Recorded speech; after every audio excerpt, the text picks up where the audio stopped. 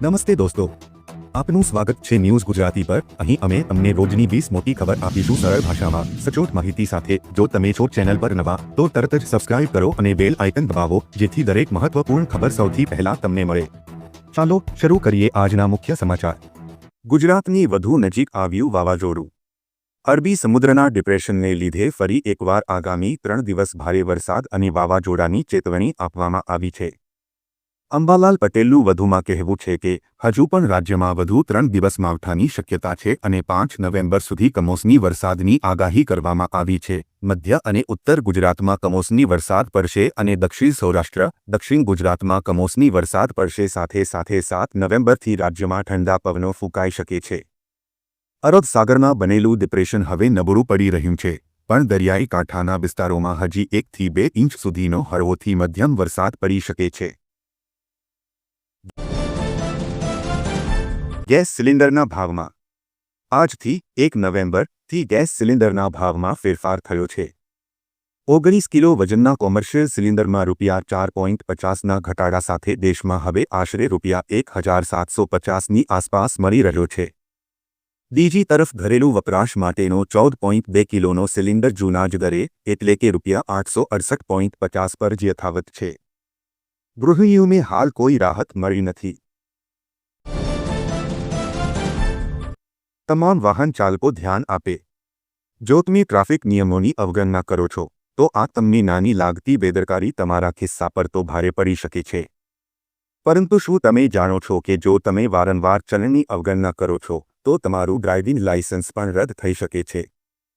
દરેક રાજ્યમાં ટ્રાફિક નિયમો અલગ અલગ હોય છે। દરેક રાજ્યમાં ટ્રાફિક નિયમો અલગ હોય છે। ઘણા રાજ્યોમાં જો તમારું ચલણ સતત 3 વખત કાપવામાં આવે છે તો તમારું લાયસન્સ રદ થઈ શકે છે। વરસાદથી શાકભાજીની આવક ઘટી, ભાવ વધશે। ગુજરાતમાં પડેલા કમોસમી વરસાદને કારણે મુખ્ય એપીએમસી માર્કેટોમાં શાકભાજીની આવકમાં 60% જેટલો મોટો ઘટાડો નોંધાયો છે। ટમેટા, કોથમીર, મરચાં અને કોબી સહિતના પાકને ખેતરોમાં ભારે નુકસાન થતાં બજારમાં તેની સીધી અસર દેખાઈ રહી છે। આવક ઓછી થવાથી હવે નજીકના દિવસોમાં શાકભાજીના ભાવમાં વધારો થવાની સંભાવના છે, જેનો બોજ સામાન્ય ગ્રાહકો પર પડશે। દર મહિને 5,000 મળશે। જો તમે નિવૃત્તિ પછી એટલે કે 60 વર્ષ પછી દર મહિને માત્ર ₹210 જમા કરીને મહત્તમ ₹5,000 પ્રતિ માસ પેન્શન મેળવી શકો છો। અને આ સરકારી યોજનાનું નામ છે અટલ પેન્શન યોજના, જેમાં દર મહિને ખાતરીપૂર્વક પેન્શન આપવામાં આવે છે। વર્તમાન નિયમો અનુસાર જો તમે દર મહિને ₹5,000 પેન્શન મેળવવા માંગતા હોવ તો તમારે દર મહિને ₹210નું રોકાણ કરવું પડશે, અથવા તો જો તમે દર મહિને ₹1,000 પેન્શન મેળવવા માંગતા હોવ તો તમારે દર મહિને માત્ર ₹42નું રોકાણ કરવું પડશે, જ્યારે આ યોજનામાં 60 વર્ષ સુધી રોકાણ કરવાનું હોય છે। આ 3 બેંકમાં ખાતું હોય તો આવી ગઈ ખુશખબર, દિવાળી પર 2 લાખનો ફાયદો। આજના સમયમાં જ્યારે અચાનક પૈસાની જરૂર પડે છે ત્યારે મનમાં પહેલો વિચાર આવે છે તે છે વ્યક્તિગત લોન।